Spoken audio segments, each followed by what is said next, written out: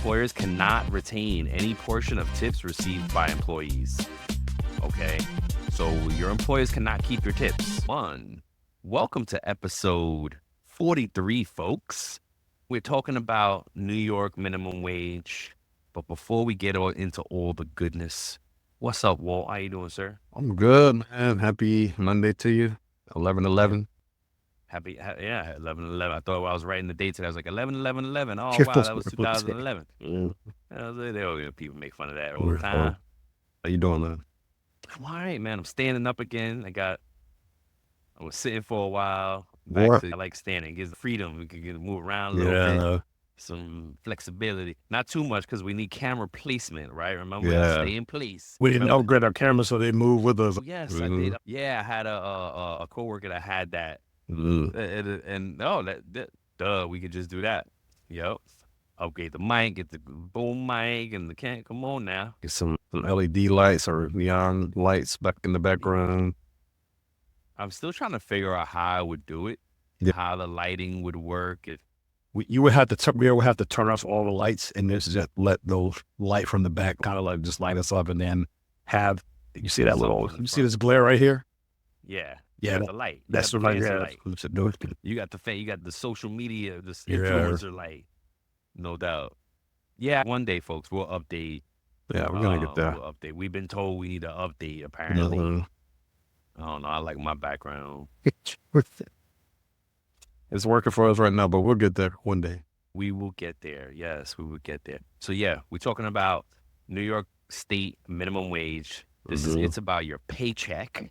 We have made a conscious decision to split episodes now, right? We were doing some this experimentation, folks. It's evolution. We're experimenting. You don't like it. We started out doing the two separate shows. Actually, we had a bunch of different shows, right? We had doing 4 or 5 shows at one time. We had Save Talk, and we had Lost Tapes. We had all these different things we were trying to do. Yes. You know what I'm saying? Yeah. And now we're just like, okay, we're just going to focus on these two different things. And we combine the two, consolidate the shows and say, okay, hey, we're going to do this, make it one show, save on some recording time. And then, like Brian said, we were just like, nope, it needs to be their two own entities or the two own things. Yeah, pretty much. And don't worry, folks. We have put all those other recordings out on the episode. Like it was basically all the lost tapes that went out. If you look at the seasons and the episodes, they're all there. And I think we just got to a point of quality. Like one of our number one things is delivering a great product to our listeners, and we started to feel like it was getting sacrificed by trying to do 2 shows in one, and especially because we shortened the shows as well. Right? We used to go hour and change. Yeah, or East West. I remember Gerard, the first time he came on, he's like, guys, you killing me with these shows, 2 hours. And we're like, all right. So ever since it took another year, but 2 years from then to really get it, to make that decision to be like, all right, we're going to do 30 minutes. We're gonna shoot for 30 minutes. And then we go over here 5-10 minutes. But in editing, you get somewhere right around 30 minutes now. I think that's a very digestible time frame. Mm-hmm. Especially if you speed it up like me. I speed up my playback speed like a time and a half, 2 times and a half, and I just get through it. Yeah. Everybody has their thing. It's all good. It is all good. So yes, again, we're talking about New York State minimum wage today. It's about your paycheck. Let's get into it with the pay news first. All right. So I'm going to go first. I have a quick article from BloombergLaw.com, and it's talking about just states with the highest and lowest minimum wage out there. So for any employees listening, you can go to the site. One of your states might be on here on the lowest or the highest. So what's the highest and the lowest? Give us the top 5 locations with the highest minimum wage. Number 1 is the District of Columbia, DC, $17 an hour. State of Washington is $16.28. California is $15 an hour. New York City, Nassau, Suffolk County. Suffolk County, okay. Suffolk. And Westchester counties are at $16 an hour. And then number 5 is Connecticut at $15.69. So it's not just states, it's like counties, really. But those are the highest ones. I I thought there was an $18 one in Cali. Maybe there is. This article was written in April of this year, so maybe during that time it changed. Oh, Between now and then. could have. Yeah. So I'm just reading off of this article. So the lowest, Yeah. number one is Georgia at 15 Dang. at 5.15. That's their state minimum wage. How can they be lower than the federal though? That's what it is, bro. That's their state minimum wage. They looked it up a couple times. Mm-hmm. This is Bloomberg. law.com. How can they be lower than federal? That's the problem. Wyoming is at 15. It's at 5.15. West Virginia is at $8.75. Minnesota is at $8.85. And now there's a caveat here. They have this in parentheses. This is for small employers. Are those with Minnesota? See, that's the thing. I think there are a lot of caveats there for that because, like, how can they drop below federal without some type of exception? There's got to be an exception in there. Maybe. Let me see if I can pull it up real quick. Okay, it says the state minimum wage law is 5.15, but it says it automatically defaults to the federal because it's higher. Oh, okay. So it is 5.15, but they default to the 7.25 because the federal is higher. Same thing ChatGPT just said too. Mm-hmm. Yeah, so it is accurate. Oh, wow. Yeah, it's accurate, but not really. It is. It's like the state one is literally 5.15, but they just default to the 7.25 because it's higher. That's so silly. And it's such a great thing. Yeah. This is exactly why we do this show, folks. Mm-hmm. Because as an employee, you get confused. You're like, what? Wait a minute. And now guess what? Don't let them pay you $5.15 in Georgia when the federal is $7.25. Look, just like we had that situation where we talked about in California where those immigrant workers were being threatened and paid under minimum wage. Maybe that might be going on in Georgia. Maybe you're an immigrant, a migrant worker, right? Yeah. Make sure you're not getting paid. You still have some rights too. There are some exceptions, and that's why I said, wait, there's got to be an exception because there are, and actually, do I talk about them here? Yeah, I'll talk about them in a little bit. All right, we'll get into that. What else you got? And then the Minnesota, like I was saying, is $8.85, but the caveat for that is that it's for small employers or those with an annual gross revenue of less than $500,000. You make a look as a business, then the minimum wage is going to be higher in Minnesota. And then number 5 is Puerto Rico. With a low minimum wage? $9.50. $9.50. See, and they're not technically a state. They're all exceptions. Yeah, they're a territory. That's probably actually good for their status. Wow, very interesting. Yep. So that's all I had. And Puerto Rico did increase it. As there's some notes down here, they did recently increase it in July of this year from $9.50 to $10.50. So they raised it $1. So good. Mm-hmm. Good for them. All right. So I have a article from Forbes magazine, Forbes.com, that I wanted to share. And it's just a blurb. They go into a lot of rankings on benefits and what industries have good benefits, what are the worst. Folks can look it up. I'm just sharing the top 5 workplace benefits, right? Basically, they did a survey of employees, right? And they asked them, what are the best benefits to have? What do you look for? Number 1 is paid sick leave. So it's interesting. I thought it would be paid vacation, but it's paid sick leave. And all of these are within a few points from each other, ranking-wise, because I was like 82% of people said paid sick leave. 78.5 said healthcare benefits. 78.1 said paid holidays. 76% said retirement benefits. And then 71.4% said paid vacation. I thought that was interesting that the paid vacation was number 5 in the top 10 or top 5 or whatnot. But yeah, it's interesting to see what employees hold most important as far as benefits are concerned. And I know one of the things that was the bottom 5 list was flexible hours or flexible this. So there's some things that I thought would be higher were lower, but these are the top 5. Yeah, So interesting stuff. The link to these articles will be in the show notes. And let's pay some bills. Let's do it. Let's pay the bills. Shout out to Time Track Go. If you're tired of the messy timesheets or complicated time clock software or wooden time clocks, Time Track Go is an intuitive solution that makes managing employee hours simple and efficient. But don't take our word for it. Customers have given Time Track Go 4.7 out of 5 stars on Capterra, and they have been awarded badges for best ease of use and best customer support again in 2024. Yes. Let's go, Time Track Go. Let's go. Yes. Congrats, man. I love it. Some of the customers are saying great value, best clock in app on the market, great time clock for modern office, not a wooden time clock. We don't need that. And intuitive and efficient, simple to use, priced right. That's critical. And customer support is awesome. I think that above all, they should be number one, right? Those are all Customer great things, support. man. Yeah. All And great then things. those are not ranked, folks. These are what the customers from Time Track Go, their real customers are saying in their feedback. So yeah, go check them out. Yeah, so to learn more about a simply better solution for time tracking, real-time reporting, PTO automation, payroll integrations, and more, you want to go visit timetrackgo.com.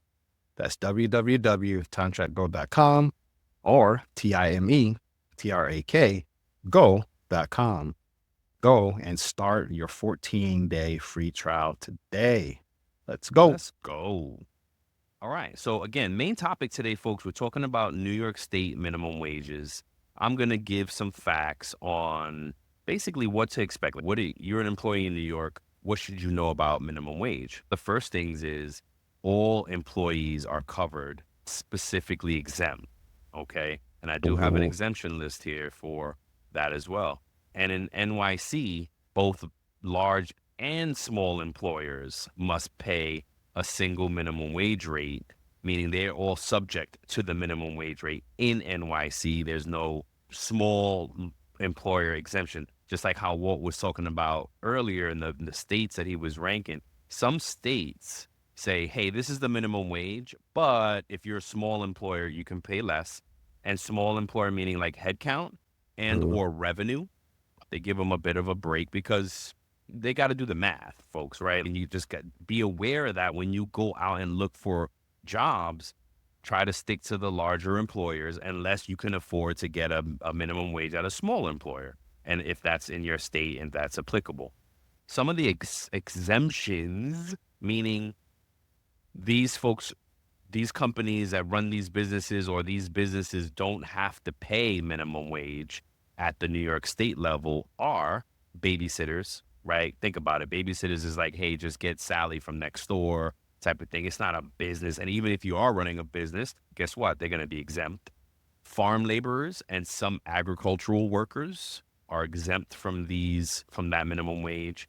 Executive, administrative, and professional employees. I thought that was a little interesting because like, why would they be exempt from minimum wage? The only thing I could think of is if you give an executive or some, hey, I just want to give them monthlies, but I don't know that they don't get it. They get money to do very little work when they're an executive. I have no idea. I don't know why they're exempt, but they're exempt. Outside salespeople and taxi cab drivers. Outside salespeople, I could see because that's commissions, and taxi drivers have tips involved, and salespeople have commissions involved. So that's why minimum wages could be lower. Religious officials and members of religious orders.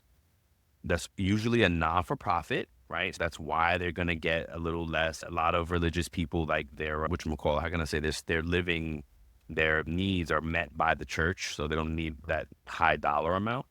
Workers in religious or charitable institutions, including certain non-for-profit staff, camp counselors, usually a short time of work that they're working. Students working for a recognized college or university, because students, again, all these things make sense. Okay, yeah, they're not, these are all folks, public employees, not-for-profit volunteers, and learners or apprentices in not-for-profit sectors. And then volunteers at specific events, meeting conditions around event duration, or employer notification are also exempt from this. Let's see. Industry-specific exemptions are hospitality, building service, miscellaneous industries. I don't know what that means. Sorry, folks. Non-for-profit institutions and farm workers.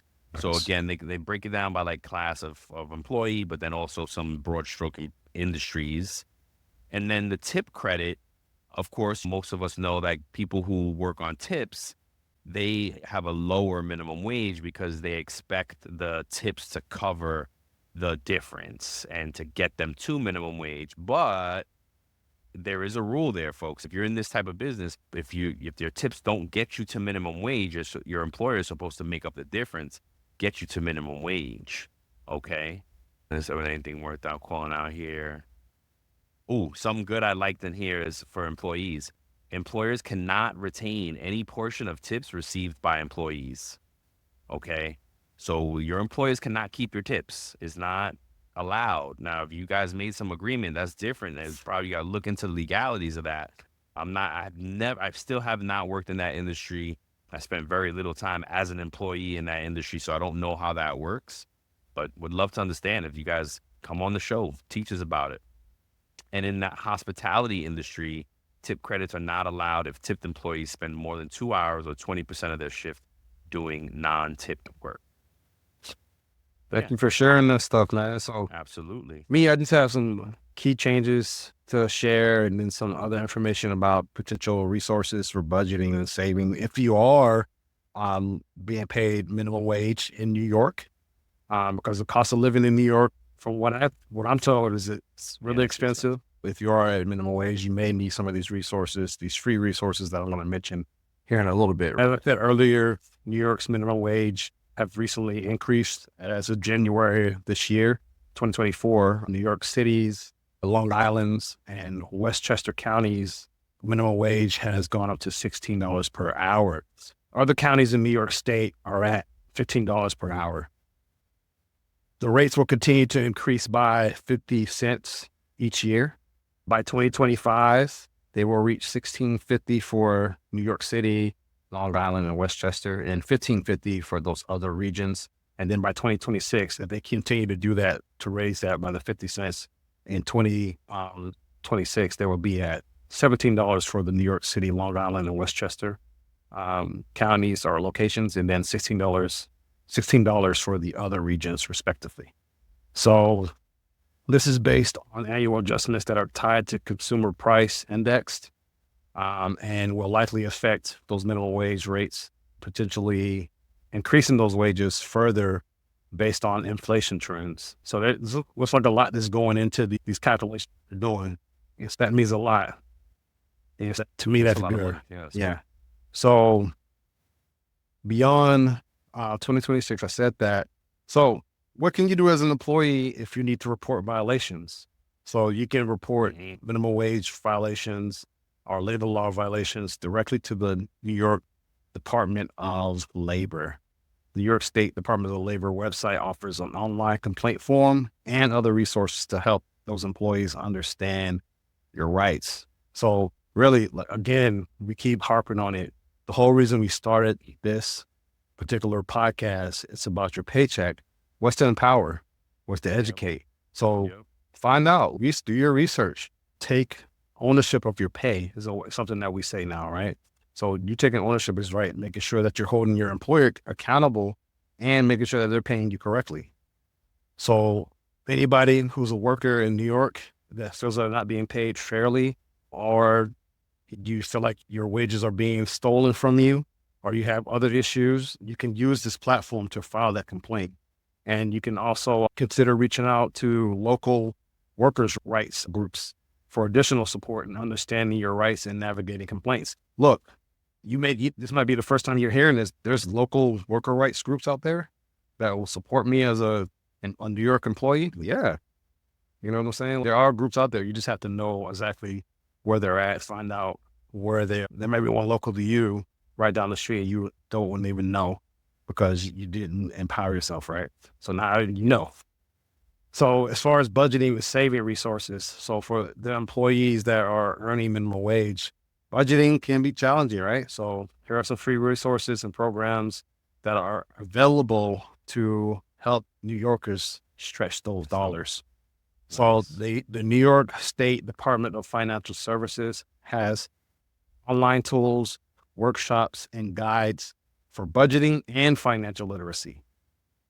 The United Way of New York City provides financial empowerment centers that offer free one-on-one financial counseling. And the New York Public Library has free financial literacy classes and often focuses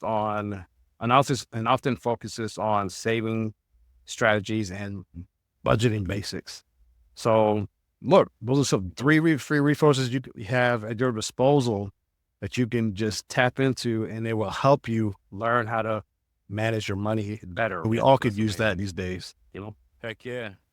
Absolutely. Thanks for sharing that, Mel. Yes, sir. All right. So we are going to our question of the day, other episode, and we're gonna ask you. Well, I did throw an extra one in here really quick. So from your experience, I know you frequent travel often to New York from time to time. But I'm going to ask you, with your experience, which borough in New York has the best food? Queens, hand down. Queens? Queens, yep, because it's the most diverse borough. Okay. Manhattan would come in second, I think, but Manhattan, it's more expensive. I think it's more expensive, period. And so to get the diversity, you might have to pay more, whereas Queens has the diverse pockets of neighborhoods. It's such a great diversity. And I think the other boroughs, I'm Queens native, so I'm Queens. It's going to be Queens all day for me. But to be fair, NYC, period, Brooklyn is a great. When I think Brooklyn, I'm thinking right away three things. It's the Jewish neighborhoods, the Italian, Caribbean. So it's like it has its focuses there. I'm sure there are more. And Staten Island, I don't know very well at all. The Bronx is the heavily Caribbean and Italian. So as a New Yorker, I think of what the cultures like that speak to me from those other boroughs. Queens, I'm not the only one that says it. People always say Queens is just a very diverse borough. With that, you get amazing food. Yeah. My girlfriend, she says the same thing. She's from Queens too, Jamaica. Food there, like you said, very diverse and everything. And I've been in New York a couple of times, but the one thing I have yet to experience is a New York pizza, a pie. What? So you went to New York and didn't have pizza? No, bro. It was for work. Couldn't do it. Didn't have time. Didn't have nothing to street meat, like you call it. Oh, street. This is an amazing thing. Yeah, this is dope. It's a good one. Yeah, man. All right. Now let's get back to the real question of the day. Just wanted to ask you that, man. No doubt. Is the annual increase in New York's minimum wage an effective solution for supporting workers amid rising living costs? Or does it place too much burden on small businesses and risk inflationary impact or effects? So basically, is that 50-cent adjustment until 2026, you said? Yeah. Oh, so it's really only 2 more times. Okay. It says each year. So I think they're going to do it 25 and 26. I just did it I did it up until 2026. I think it's going to continue beyond that. Oh, really? Yeah. Oh, okay. For each year. I think it's great. Look, I think they're very aggressive, just like California, but good is so relative, it's so relative. Say that again, man. Yes. Right? It's just, at the end of the day, if we're not good with money, it doesn't matter how much money you have. Yep. You're not going to be good with money. Yep. Yes, I think it's great, but we're still going to have folks that are going to say it's not enough. Yeah. And those will be the folks, honestly, you kind of telling on yourself, because those are the folks who are like, hey, I don't want to be. I know you don't want to stereotypical. Not even stereotypical. I know you don't want to be insensitive. I know you're not trying to be insensitive or anything, right? That's a good one. But look, I have complained about money, right? We've even talked about Americans are struggling to living paycheck to paycheck on here. But we've also talked about different things that we can do as Americans and people who are living in this current climate, right? This economic climate. One of the things I was just looking at, I saw somebody on TikTok and Publix, and she said Publix, people say that Publix grocery store is expensive. But she was like, if you coupon, Oh yeah, you can Public save a Queen, lot of right? money. Yeah. Mm-hmm. Yeah, yeah. I tried to reach out to her, see if she'd come on this show. Yeah. Coupon Quinky. You can't. Yeah, I didn't find her. You can't. She doesn't have a open on TikTok. I gotta find another way. Okay. Yeah, it would be great, but because she's coupon queen for area. If you go hit her link tree, yep, she's got Costco and like she does it all. She's got all the hacks. Mm-hmm. And there's a bunch of people like that. But that's the point, right? Like, if you are intentional, you can make a dollar stretch. If you're not, then you're gonna run out of money. You know what I mean? To answer the question, yeah, I think it's great, but it is still not gonna solve everybody's problem. And I think I was just telling my oldest daughter, like, we live in a capitalism government. It's about money. You know what I mean? It's about chasing the dollar. It's about pulling yourselves up by your bootstraps and getting the American dream and chasing that dream. And they want you to chase it because you're going to spend money all along the way. That's why they call it the rat race, right? That's why they call it the rat race. Exactly right. So, yeah, what do you think? I totally agree with you. And I go back to those resources that I mentioned earlier, right? The New York Public Library, the Financial Service, New York Financial Services, right? They have free online stuff to teach you financial literacy, to teach you how to save, to teach you, hey, do this, do that. Don't eat out so much. Dude, if you go on TikTok and be like, save money, just search save money, your TikTok feed is going to get flooded with save money life hacks. Like, there's a ton of things if you want to be intentional. But it's like you said, we live in a capitalistic world, because it's not just our country. Really. You know, it's like it's a world. It's always trying to sell you something somewhere. Yeah. You know what I'm saying? Whether it's legit or not.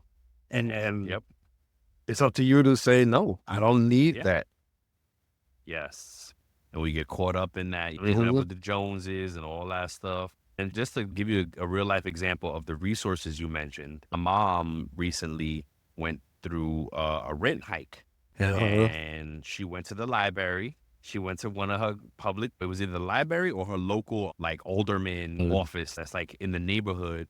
And there was a resource and she got a credit and then she qualified. Now she's a senior citizen. She hears this, she's gonna get mad at me. But she's older, right? She's retired, she's older. And she does listen to the show, like the clips. But she qualified for these things and she got a subsidy. That's just boom, money back in her pocket because she qualified, but she went out and looked for it and got it. Also, another thing you can do in all states, I believe that all states, I could be wrong, but I believe that all states that have unclaimed property sites. Oh, unclaimed wage. That's a Go on there. You may have some money. Property. You may have some out there. GMA does it. Good Morning America. They made a whole thing of it. And it was like, for payroll people, we were like, oh, SG. So achievement. There's a fancy word for it, but it's basically unclaimed wages. This is not recurring. It's not you're going to always every month have something on there. But if you go look it up, look your family members up, look everybody close to you up, there might be money sitting out there in your name that you never claimed. And if I were you, I would check it periodically. Even if you do it, check it every quarter, right? Because think about it. Why? Tell us why. There's a timeline that the employers have to release that to the state. So some states, I forget the state that it actually is, and I think it was Colorado or California. Again, fact check me. But they have up to 3 years to try to pay you in one way, and then after those 3 years, then they release it to the state and say, hey, and then it posts on the site. Yeah. Right? Yeah.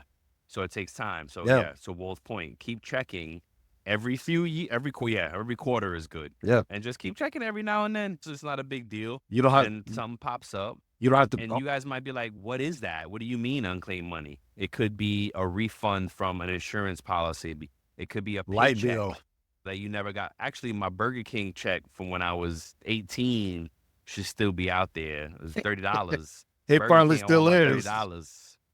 But now I think you do, in some states, you as the employee have a timeline too, to go to the site and claim it. Claim it?